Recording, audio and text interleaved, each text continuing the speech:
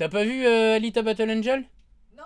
Alors, Alita Battle Angel, c'est un film qui est inspiré du manga Gunmu. Prononcé à la japonaise, genre Ganmu, un peu. Je saurais pas le prononcer exactement, mais il me semble que c'est à peu près ça la prononciation. Donc, le manga, comme on dit en France, Gunmu. Et donc, c'est un projet de longue date de Steven Spielberg qui avait acheté les droits il y a genre 30 berges ou un truc comme ça, ce qui fait qu'on n'a pas eu de film avant de Gum, parce que justement, il avait acheté les droits et qu'il en faisait rien. Et je crois au Japon, ça marche pas comme en France, c'est-à-dire que tu peux acheter, comme en France ou aux États-Unis, c'est-à-dire que tu peux acheter les droits et t'es pas obligé, genre aux États-Unis, si tu fais pas de film sous les 10 ans avec les droits, t'es obligé de rendre les droits ou un truc comme ça. Là, c'est pas le cas a priori au Japon. Donc il avait les droits tranquilles dans un tiroir. Et ils sont enfin décidés avec son pote Rodriguez, le réalisateur de Spy Kids et la trilogie avec Antonio Banderas, je sais plus le nom là tout de suite. El Mariachi, je crois, ouais, c'est ça, ouais, El Mariachi. Donc, qui est un réalisateur que moi je trouve pas excellent, mais pas mauvais non plus. C'est-à-dire qu'il a des bonnes idées, notamment au niveau visuel.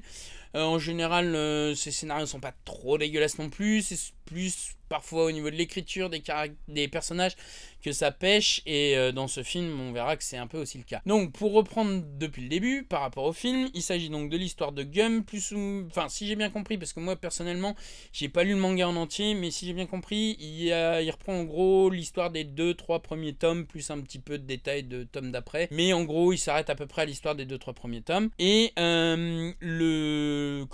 l'univers est dans l'ensemble assez bien respecté. Plus précisément, le film est assez fidèle dans son histoire, en tout cas au manga. Par contre, de ce que j'en sais, l'ambiance et notamment le côté sombre, lugubre, glauque, sans espoir du bidonville dans lequel ils vivent n'est pas du tout retranscrit dans le film. C'est-à-dire que le film pêche principalement par son PG-13, c'est-à-dire son interdiction juste au moins de 13, voire il est tout public, je sais plus exactement. Mais donc en gros, pour un manga hyper gore, hyper violent, ça devient vite problématique dans le film. Enfin, on s'en rend vite compte, je veux dire, quand tu peux même pas tuer un chien face caméra, que t'es obligé de faire un panneau et de montrer ça hors champ, parce qu'il faut pas choquer les petits enfants, etc. Enfin, ça devient vite problématique quand t'adaptes un manga comme Gum. Et ça se ressent pas que dans le gore, je veux dire, tout le côté lugubre, sombre du bidonville se ressent pas vraiment. Ça fait plutôt très coloré, ça fait presque favelas brésilienne un peu. Enfin, il y a ce côté un peu, il y a un peu le même problème d'ailleurs qu'on retrouvait dans Ready Player One. C'est pas pour rien que je vais comparer les deux films vu que c'est Spielberg dans les deux cas, que c'est un côté très fanboy. Ready Player One, c'est une adaptation d'un roman récent, mais qui lui-même, le roman, fait appel à beaucoup de trucs de la culture populaire. Et du coup, je le compare à ça dans le sens où, là encore, c'est un manga tiré de la culture populaire quand même. Enfin, parce que c'est une œuvre qui est très présente dans la culture populaire. Donc pour moi, c'est un peu le même genre de projet et il y a un peu le même genre de défaut, c'est-à-dire que c'est édulcoré au possible. Après, le film reste très bon en lui-même, hein. Les acteurs sont excellents, Christophe Waltz c'est parfait. Le problème, c'est l'écriture des personnages qui est parfois un peu trop lisse, les dialogues qui manquent un peu de peps de temps en temps. C'est un peu trop mignon, trop gentillet. Bon, il y a 2-3 vannes qui font rire, 2-3 passages qui sont marrants, mais il y a des trucs qui marchent moins bien, comme par exemple son discours dans le bar, même si c'est censé être pris en dérision, c'est vraiment... Enfin, ça fait vraiment parodie du discours du président dans Independence Day, limite, quoi. Sauf que ça s'adresse à des truands, plus ou moins, enfin, à des chasseurs de primes.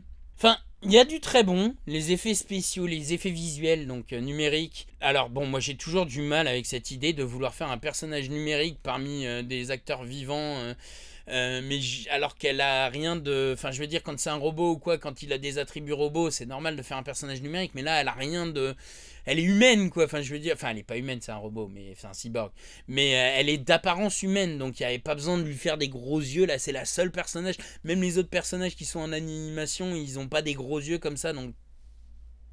Enfin, le choix me laisse vraiment perplexe, hein. Enfin, ça, j'ai vraiment... À part comme argument marketing de dire « Ouais, regardez, on a réussi à faire une meuf vachement crédible, même si elle a des gros yeux. » Sinon, franchement, enfin, ça reste pour moi, ouais, vraiment de l'argument marketing, quoi. Mais dans l'ensemble, enfin, le film est pas mauvais, hein. Le film est vraiment potable, je dirais 6-7 sur 10.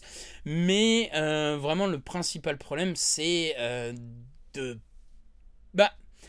d'avoir presque une dissonance entre le propos du manga qui est toujours là et l'édulcoration entre guillemets de l'univers par ailleurs qui colle moins du coup avec le propos d'origine du manga quoi. Donc franchement si vous êtes fan du manga, allez le voir quand même parce que je pense que ne serait-ce que voir certaines scènes du manga en version live comme ça et ne serait-ce que voir Christophe Valls avec le marteau pilon, enfin le marteau avec les flammes derrière, la méga arme qu'il a dans le manga. D'ailleurs c'était hyper risqué de la retranscrire en film, ça marche excellemment bien, ça y a aucun problème là-dessus. Le film vaut pour certains points, pour certains aspects, notamment visuels.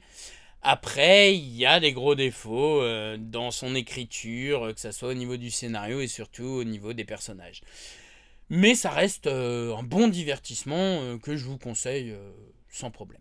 Je te garde encore 2 petites secondes, parce que d'après YouTube, c'est pas suffisant de regarder une vidéo jusqu'au bout pour montrer ton intérêt pour mon travail. Donc je suis censé te demander de liker, partager, mais moi ce qui m'intéresse surtout, c'est que tu commentes, parce que si je donne mon avis, c'est aussi pour avoir celui d'autres personnes, et confronter mon avis à celui d'autres personnes. C'est comme ça qu'on avance tous. Donc moi ce qui m'intéresse surtout, c'est que tu commentes et que tu donnes ton avis sur le film, que tu me dises pourquoi t'as aimé, pourquoi t'as pas aimé, pourquoi t'es d'accord, ou pourquoi t'es pas d'accord avec moi. Dans tous les cas, je te remercie de m'avoir suivi, je te laisse avec les vidéos qui sont affichées, et je te dis à la prochaine. Ciao!